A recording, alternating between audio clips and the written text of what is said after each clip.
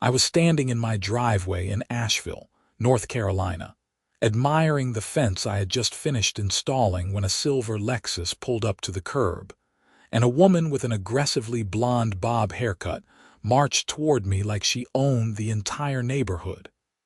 "Excuse me, are you the homeowner?" she demanded, clutching a leather-bound binder to her chest like it contained the secrets of the universe. I wiped the sweat from my forehead with the back of my hand. "Yeah, I'm Quinton Anderson. Can I help you?" "I'm Patricia Garrison from the Homeowners Association," she announced, her voice dripping with the kind of authority that made my skin crawl. "And that fence is absolutely unacceptable." I turned to look at the fence I had spent the last 3 weekends building. It was a beautiful 6-foot wooden privacy fence made from high-quality cedar, stained a rich honey color that complemented my brick ranch house perfectly. The posts were set deep in concrete, the boards were perfectly aligned, and every nail was countersunk and filled. I had measured the property line 3 times and checked the local building codes twice. Everything was legal and proper. "What's wrong with it?" I asked, genuinely confused. Patricia flipped open her binder with theatrical flair. "According to Section 4.7 of the HOA covenant, all fencing must be approved by the Architectural Review Board before installation. You never submitted an application." "I read through the covenants when I bought the house 2 years ago," I said, keeping my voice calm. There was nothing about needing approval for fencing as long as it met the height requirements and was properly maintained. "The covenants were updated 6 months ago," Patricia said, her lips pulling into a tight smile that did not reach her eyes. "All residents were notified via email." I pulled out my phone and scrolled through my inbox. I never received any email about updated covenants. "That's not our problem," Patricia said dismissively. "Ignorance of the rules is not an excuse. The fence needs to come down and you'll need to reapply with the proper materials. We require all fences in this neighborhood to be black aluminum with decorative finials. It maintains a uniform aesthetic." I stared at her, waiting for the punchline that never came. "You want me to tear down a perfectly good fence that I just spent $3,000 on and replace it with something that costs 3 times as much? The rules are the rules, Mr. Anderson." Patricia pulled out a sheet of paper from her binder and thrust it toward me. "This is your official notice of violation. You have 30 days to remedy the situation, or we'll begin fining you $50 per day until compliance is achieved." I took the paper, my hands trembling slightly with barely contained anger. "This is ridiculous.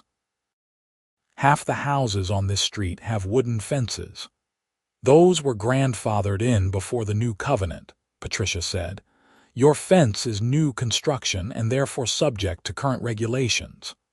"I want to see these updated covenants," I said firmly. "They're available on the HOA website," Patricia said, already turning to walk back to her car. "You have 29 days remaining." "Good day, Mr. Anderson." I watched her drive away, then looked down at the violation notice in my hands. The letterhead read, Meadowbrook Springs HOA, with an address for their management office about 15 minutes away. I had bought this house specifically because it was affordable and had a large backyard perfect for my 2 dogs, Max and Ruby. The HOA fees were reasonable at $75 a month, and I had never had any issues until now. Inside the house, I opened my laptop and navigated to the HOA website. It took me 20 minutes of clicking through poorly organized pages before I found a PDF labeled Updated Covenants 2025. The document was 83 pages long, written in dense legal language that made my eyes cross. I searched for the section on fencing and found it buried on page 47. Section 4.7 did indeed state that all fencing required Architectural Review Board approval. But when I scrolled down to the implementation date, I noticed something interesting. The updated covenant had been voted on at a special HOA meeting on September 15th.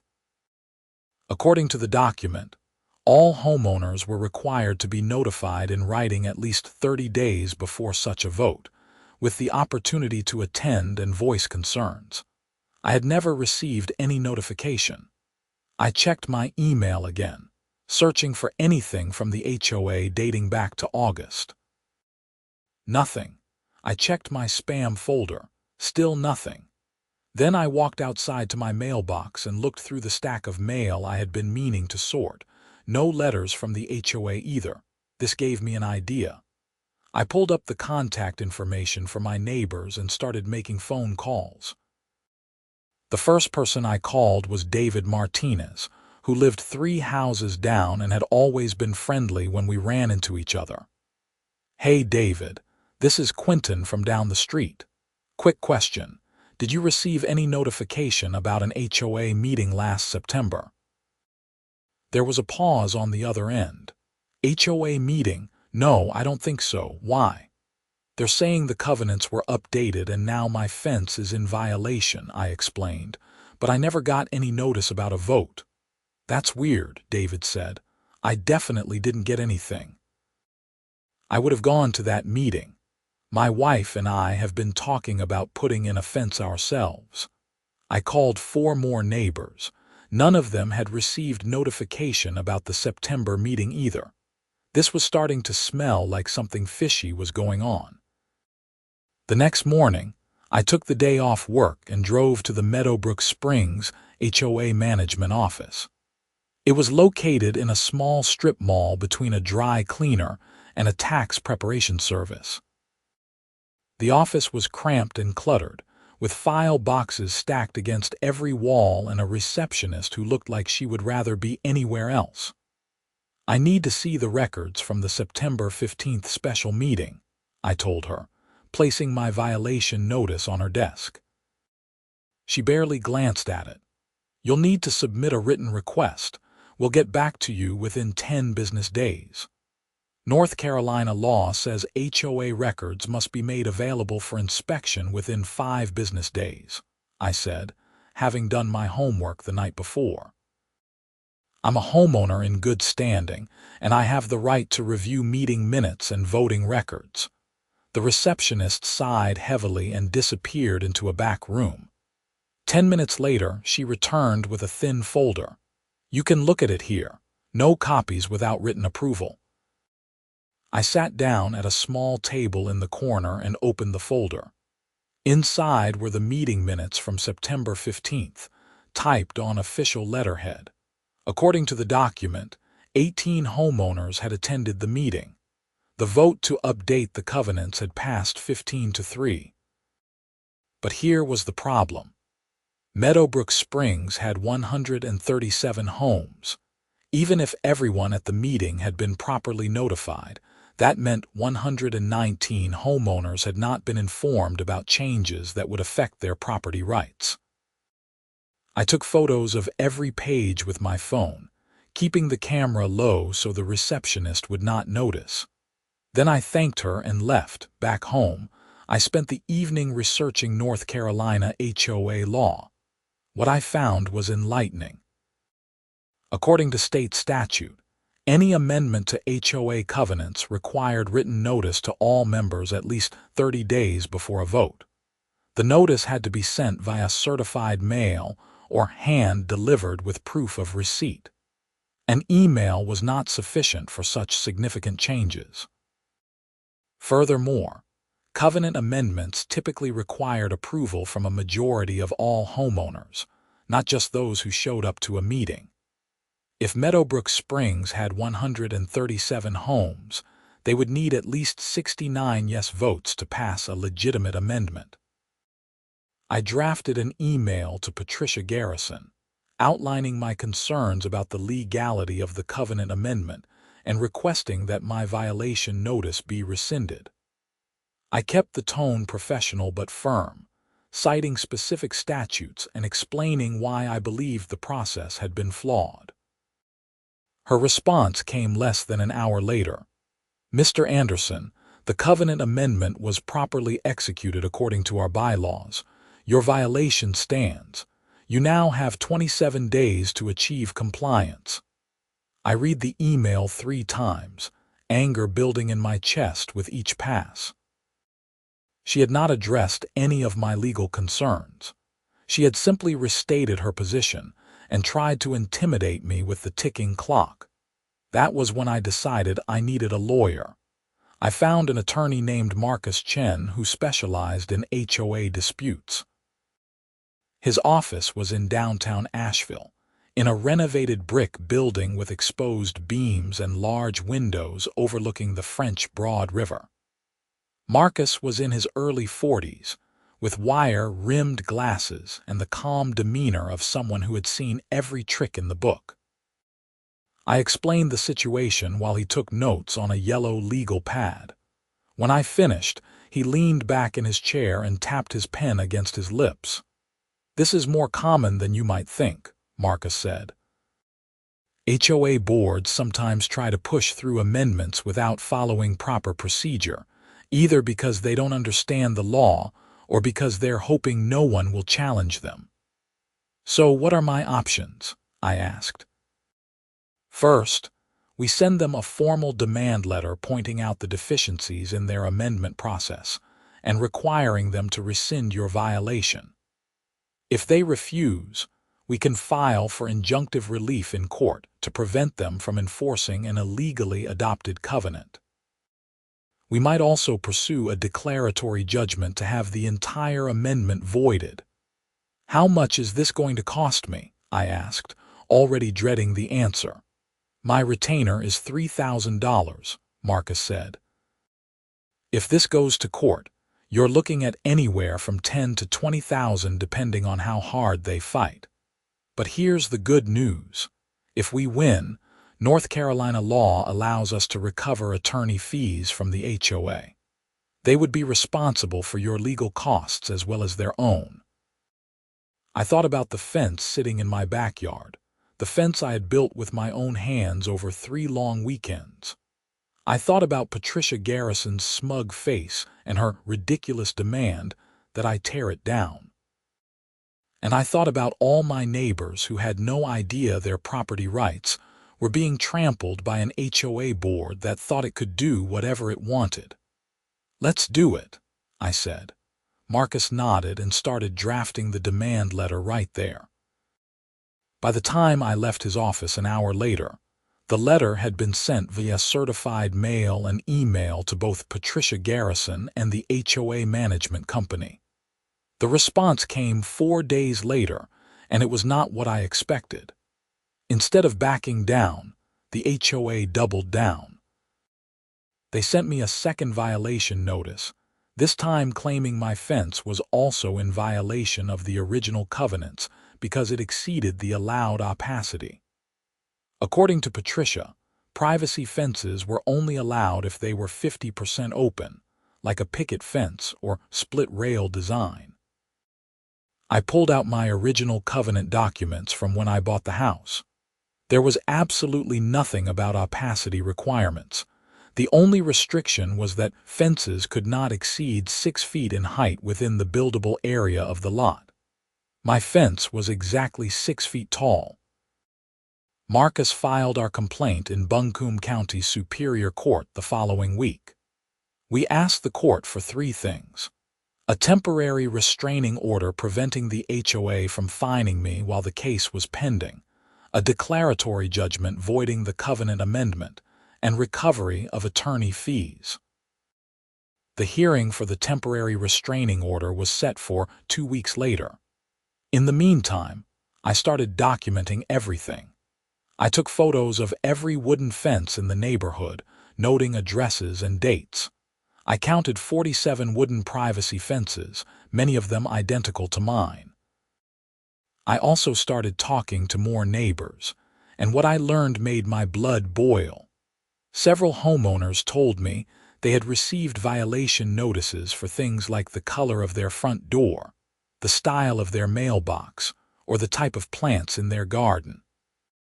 One couple, the Robinsons, had been fined $2,000 because they installed a satellite dish on their roof without HOA approval, even though federal law protects the right to install satellite dishes. Another neighbor, an elderly woman named Mrs. Chen, had been threatened with a lien on her property because she was 3 months behind on HOA dues after her husband died, and she was struggling financially. A pattern was emerging. Patricia Garrison had been elected HOA president 2 years ago, and since then, the number of violation notices had increased dramatically. She seemed to be on a power trip, inventing rules and enforcing them selectively to maintain control over the neighborhood. I started organizing. I created a Facebook group called Meadowbrook Springs Homeowners for Fairness and invited every neighbor I could find. Within 3 days, 80 people had joined. They started sharing their own horror stories about the HOA. The group became a support network and a clearinghouse for information. One member, a retired paralegal named Helen Kim, offered to help me research the HOA's financial records. North Carolina law allowed homeowners to inspect HOA finances, so we submitted a formal request. The HOA tried to stall, claiming the records were being audited, but Marcus sent another letter threatening legal action. They finally produced 3 years of financial statements. Helen and I spread the documents across my dining room table and started going through them line by line. What we found was shocking. The HOA collected approximately $10,000 per month in dues from the 137 homes. That was $120,000 per year. According to the budget, $30,000 went to landscaping the common areas, $15,000 to insurance, $10,000 to utilities for the community pool and clubhouse, and $20,000 to the management company. That left $45,000 per year unaccounted for. We dug deeper into the expense records. There were regular payments to something called Garrison Consulting Services, totaling about $2,000 per month. A quick Google search revealed that Garrison Consulting Services was a sole proprietorship owned by Patricia Garrison. "She's paying herself out of HOA funds," Helen said, her eyes wide behind her reading glasses. "That's self-dealing. That's illegal." We found more irregularities. The landscaping company that maintained the common areas was owned by Patricia's brother-in-law. The management company had given the HOA a quote of $15,000 per year, but they were being paid $20,000. Where was the extra $5,000 going? I forwarded all of this information to Marcus. He was impressed and immediately amended our complaint to include allegations of financial misconduct and self-dealing. He also sent a copy of our findings to the North Carolina Real Estate Commission, which regulated HOA management companies. The hearing for the temporary restraining order was held on a Tuesday morning in early February. The courtroom was modern but cold, with fluorescent lights that made everyone look slightly unwell. Marcus and I sat at one table while Patricia Garrison and the HOA's attorney, a slick-looking guy named Brent Hoffman, sat at the other. Judge Sandra Martinez presided. She was in her late 50s, with sharp eyes that missed nothing. She had a reputation for being fair but tough, and she did not tolerate nonsense from either side. Marcus presented our argument first. He explained the deficiencies in the covenant amendment process, citing the lack of proper notice and the insufficient vote count. He showed the judge photos of the 47 other wooden privacy fences in the neighborhood that were not being targeted for enforcement. And he presented evidence that Patricia had created the opacity requirement out of thin air, with no basis in any written covenant. Brent Hoffman argued that the HOA had broad discretion to interpret and enforce its covenants, and that architectural review boards were entitled to deference from the courts. He claimed that all proper procedures had been followed for the covenant amendment, and that I was simply a troublemaker trying to avoid legitimate rules. Judge Martinez listened to both sides, occasionally asking pointed questions. When Hoffman tried to claim that emails were sufficient notice for covenant amendments, she cut him off. "Counselor, the statute is very clear. Covenant amendments require written notice, and the case law in this state has consistently held that email does not satisfy that requirement. Do you have any evidence that certified mail notice was sent to all homeowners?" Hoffman fumbled through his papers. "Your Honor, the HOA followed its standard notification procedures." "That's not what I asked," Judge Martinez said coldly. "Yes or no, was certified mail notice sent?" "Not to all homeowners," Hoffman admitted. Judge Martinez made a note on her pad. "What about the vote count? How many homeowners voted in favor of the amendment?" 15 homeowners voted yes, Hoffman said. "Out of how many total homes?" 137. Judge Martinez looked up, her expression incredulous. 15 out of 137, and you're claiming this was a valid amendment?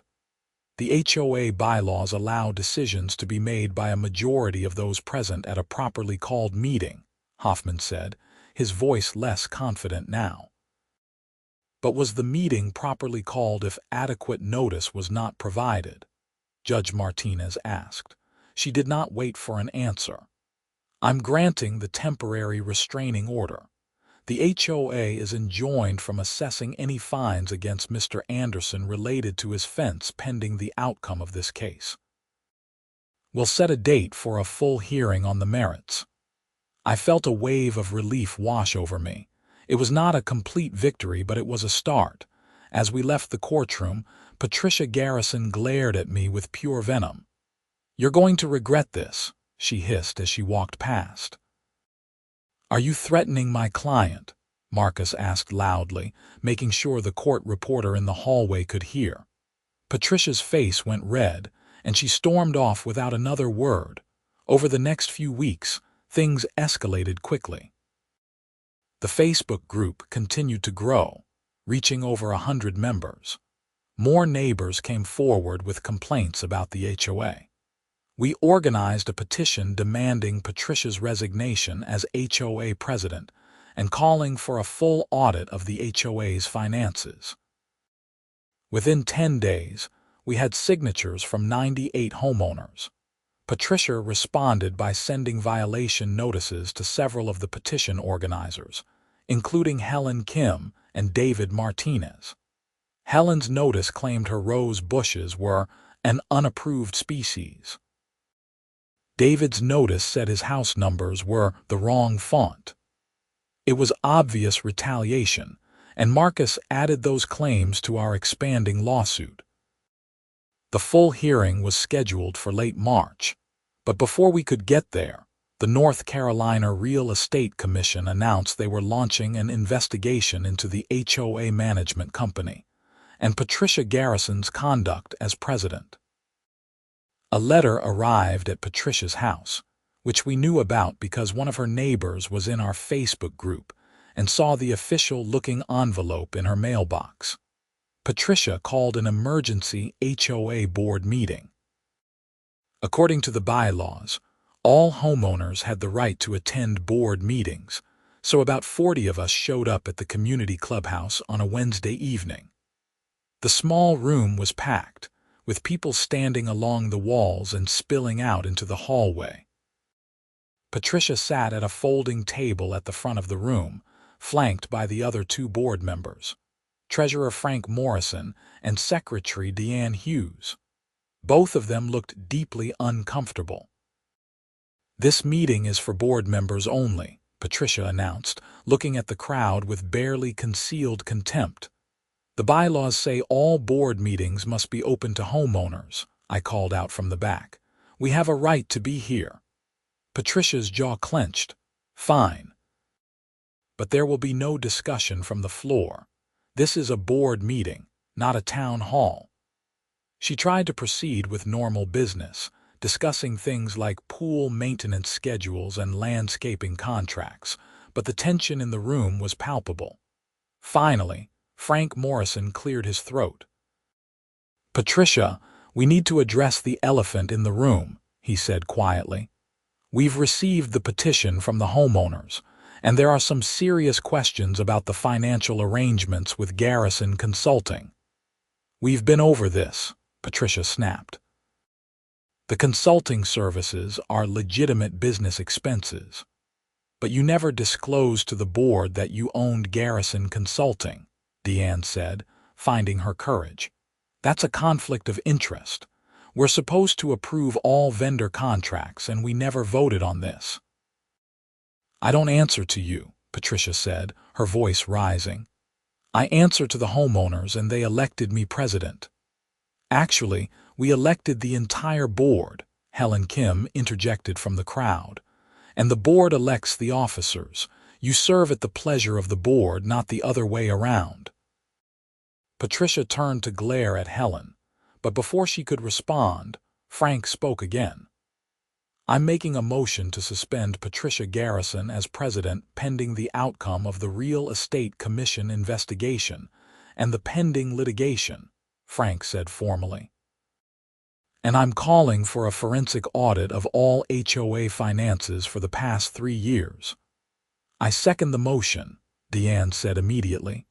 "You can't do this," Patricia shouted, standing up so fast her chair fell backward. "I'll sue all of you." "The motion is on the floor," Frank said, maintaining his composure. "All in favor." Frank and Deanne both raised their hands. As a 3-member board, they had a majority. Patricia was suspended as president, effective immediately. The room erupted in applause. Patricia grabbed her purse and stormed out of the clubhouse, slamming the door so hard that a picture fell off the wall. Several people laughed, but I felt uneasy. Patricia did not seem like someone who would go quietly. I was right to be worried. 3 days later, I came home from work to find my fence vandalized. Someone had thrown paint all over the cedar boards, bright red paint that dripped down like blood. They had also broken several of the boards near the gate, leaving jagged pieces of wood hanging loose. I called the police immediately. Officer James Patterson arrived within 20 minutes and took photos of the damage. He asked if I had any security cameras. "No," I said, kicking myself for not installing them sooner. "But I have a pretty good idea who might be responsible." I explained the ongoing HOA dispute and Patricia's suspension as president. Officer Patterson took notes but did not look optimistic. "Without witnesses or video evidence, it's going to be hard to prove who did this," he said. "I'll file a report and you can use it for insurance purposes. But unless someone comes forward, there's not much we can do." I posted photos of the damage to the Facebook group. The response was overwhelming. Within hours, 3 neighbors offered to help me repair the fence, and 2 others volunteered to chip in for security cameras. But more importantly, a homeowner named Rachel Thompson sent me a private message. "I have a Ring camera on my front door," she wrote.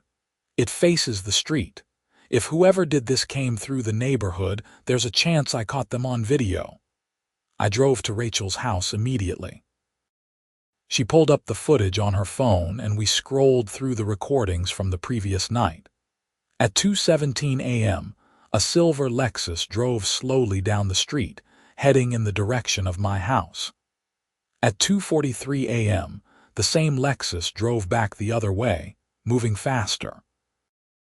I could not see the license plate clearly, but I recognized the car. It was Patricia's. "Can you send me this video?" I asked Rachel. "Already done," she said, showing me the email she had just sent to my address. I forwarded the video to Officer Patterson and to Marcus. "Marcus, immediately filed an emergency motion requesting additional security measures and informing the court of the apparent retaliation. Officer Patterson said he would follow up with Patricia, but he warned me that the video alone might not be enough for criminal charges unless we could prove she was the one who actually damaged the fence. The next day, I installed 4 high-definition security cameras around my property, covering every angle. I also filed a claim with my homeowner's insurance for the fence damage, which came to about $1,500. Frank Morrison, now serving as acting HOA president, called me to apologize on behalf of the HOA.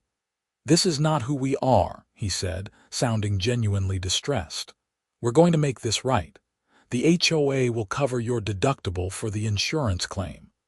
"I appreciate that," I said. "But what we really need is to fix this organization from the ground up." "I agree," Frank said. "We're going to hold a special election for new board members, and we're hiring a new management company. The current one has too many ties to Patricia." The forensic audit results came back 2 weeks later, and they were damning. Over the past 3 years, Patricia had siphoned approximately $75,000 from HOA funds through various schemes. The payments to Garrison Consulting were completely fraudulent, as the company provided no actual services. The overpayments to the management company were kickbacks that Patricia and the management company owner split. And there were dozens of smaller irregularities, like charging personal meals and gas to the HOA credit card. Marcus added criminal fraud allegations to our civil complaint and forwarded the audit results to the Buncombe County District Attorney's Office. A prosecutor named Emily Valdez contacted me a few days later to discuss the case. "This is significant theft," she told me during a phone call. "We're talking about felony embezzlement. I'm going to present this to a grand jury." "What about the fence vandalism?" I asked. "That's trickier," Emily admitted. "The video is circumstantial, but if we can get her on the embezzlement charges, she might be more willing to admit to the vandalism as part of a plea deal." The grand jury returned an indictment against Patricia Garrison on 4 counts of felony embezzlement and 1 count of obtaining property by false pretenses. Each count carried a potential sentence of up to 39 months in prison. Patricia was arrested at her home on a Thursday morning. The news spread through the neighborhood like wildfire. Several local news stations picked up the story, running segments about the HOA president accused of embezzling from her own neighbors. The civil case moved forward in parallel with the criminal case. The full hearing on our claims finally took place in late April. By that point, the HOA had already agreed to void the covenant amendment and formally rescind my violation notice, but we still wanted a court order making it official and awarding us attorney fees. Judge Martinez reviewed all the evidence, including the audit results and the documentation of Patricia's retaliation against homeowners who opposed her. Her ruling was thorough and scathing.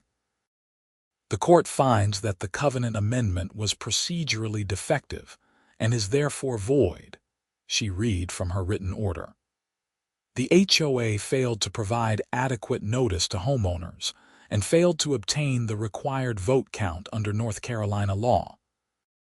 Furthermore, the court finds that the selective enforcement of covenant provisions by the former HOA president constituted a breach of fiduciary duty and violated the rights of homeowners to equal treatment under the governing documents." She awarded us full attorney fees, which came to $18,000, plus court costs. The HOA would have to pay, which meant that money would come out of the reserve fund built up from everyone's dues. But Frank Morrison assured me the HOA would pursue a separate lawsuit against Patricia to recover those costs plus the embezzled funds. "She caused this mess," Frank said. She should pay for it. The criminal case moved more slowly. Patricia hired an expensive defense attorney who filed motion after motion trying to suppress evidence and dismiss charges. But the evidence was overwhelming. Bank records showed the deposits to her personal account. The landscaping company owned by her brother-in-law confirmed they had kicked back 20% of their payments to Patricia. The management company owner, facing his own charges, agreed to testify against her in exchange for a reduced sentence. In August, 6 months after the initial indictment, Patricia accepted a plea deal. She pleaded guilty to 2 counts of felony embezzlement in exchange for the other charges being dropped. She was sentenced to 18 months in prison, followed by 3 years of supervised probation. She was also ordered to pay full restitution to the HOA, which amounted to $75,000 plus the $18,000 in attorney fees. At the sentencing hearing, I gave a victim impact statement. I talked about the stress of fighting the HOA, the cost of defending my rights, and the violation I felt when someone vandalized my fence. I talked about my neighbors who had been bullied and intimidated by someone who was supposed to serve their interests. And I talked about the importance of accountability. HOAs are meant to protect property values and foster community, I said, looking directly at Patricia, who stared at the defense table and refused to meet my eyes. But when the people in power abuse that trust, they damage the entire concept of community living. I hope this case sends a message that homeowners have rights, and those rights will be protected. Judge Martinez nodded solemnly. Mr. Anderson, I appreciate your statement. And I agree with your sentiments. Miss Garrison, you held a position of trust, and you violated that trust in the most egregious way.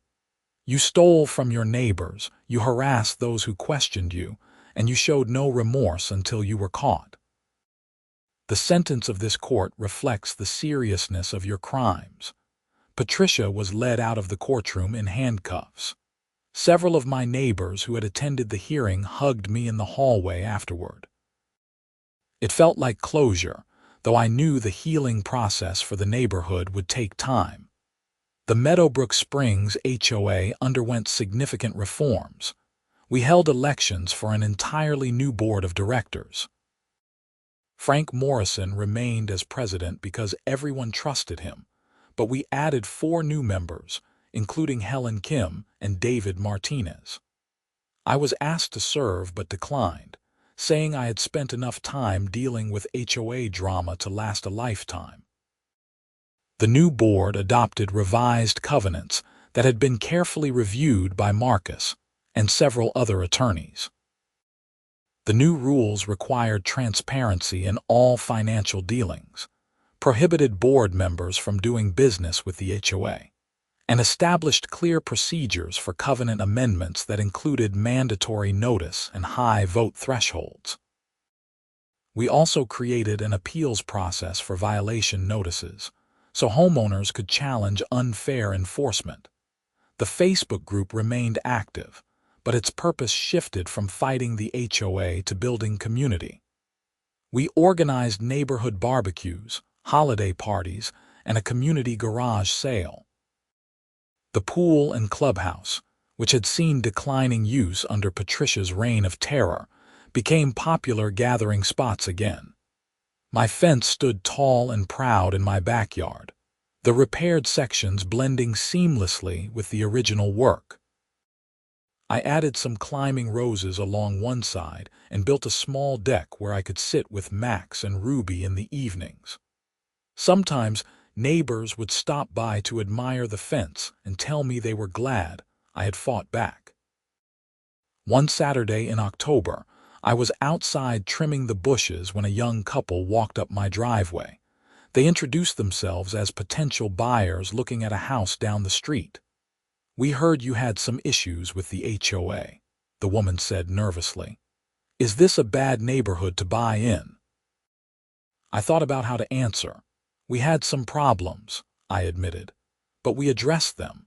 The HOA is under new management now and things are much better. In fact, I'd say this is a great community because we proved that homeowners have power when they stand together. The couple seemed relieved. They thanked me and continued their tour of the neighborhood. I hoped they would buy the house. We needed more engaged homeowners, people who would pay attention and speak up when something was not right. That evening, Marcus called to tell me that Patricia had filed for bankruptcy, claiming she could not pay the restitution. The HOA was pursuing recovery through the bankruptcy proceedings, but it was likely we would only get a fraction of what was owed. "Is that frustrating?" Marcus asked. "A little," I admitted. "But honestly, this was never really about the money. It was about the principle. It was about standing up to a bully and proving that you can't just push people around." "Well, you definitely proved that," Marcus said with a laugh. "You cost yourself a lot of time and stress, but you probably saved your neighbors from years of Patricia's abuse." After we hung up, I poured myself a beer and walked out to the backyard.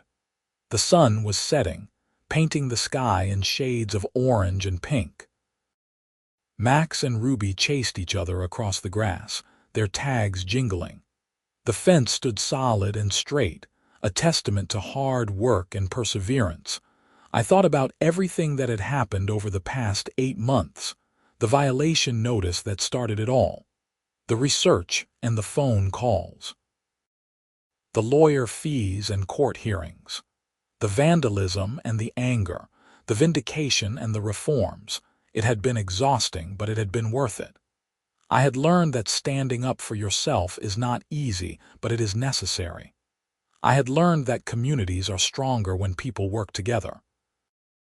And I had learned that even the most powerful-seeming opponent can be defeated when you have the law on your side and the courage to fight. A few weeks later, Helen Kim knocked on my door with a casserole and a smile. "Just wanted to thank you again," she said. "Before you fought back, I thought about selling my house and leaving. This place had become so toxic, but now it feels like home again." "We all fought back," I said. "I just got the ball rolling."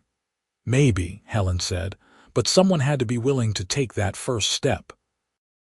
Someone had to be willing to risk the fines and the harassment. That was you, Quinton." After she left, I realized she was right.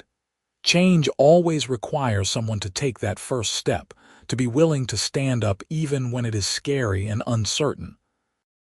I had not planned to become an activist against HOA abuse.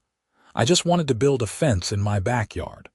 But sometimes life pushes you into situations where you have to decide. Will you fight or will you fold? I chose to fight, and it made all the difference. The following spring, I finally got around to landscaping the rest of my backyard. I planted a vegetable garden in one corner and built a fire pit surrounded by Adirondack chairs in another. The fence provided perfect privacy, creating an outdoor sanctuary where I could relax after long days at work. One Sunday afternoon, I hosted a barbecue for the neighbors who had supported me throughout the legal battle. About 20 people showed up, bringing side dishes and drinks. We grilled burgers and hot dogs, played cornhole on the lawn, and told stories about the Patricia era like it was ancient history, even though it had been less than a year. David Martinez raised his beer in a toast. To Quinton, for having the guts to stand up when the rest of us were too scared or too tired. To Quinton, everyone echoed. I felt my face flush with embarrassment but also with pride. These were good people, my neighbors and friends. We had been through something difficult together, and it had made us stronger. As the sun set and the party wound down, I found myself sitting by the fire pit with Frank Morrison. He had brought his guitar and was playing soft acoustic songs while the last few guests chatted quietly. "You know what the biggest change has been?" Frank asked during a break between songs. "People actually participate now. We used to struggle to get anyone to attend board meetings. Now we have to reserve a bigger space because so many people want to be involved. You reminded everyone that this is their community, not just something that happens to them. I just didn't want to tear down my fence, I said with a laugh. Maybe that's how it started, Frank said, but it became something bigger. It became about dignity and respect and the right to be heard. Those are things worth fighting for. I nodded, watching the flames dance in the darkness. Max and Ruby were curled up at my feet, content and sleepy.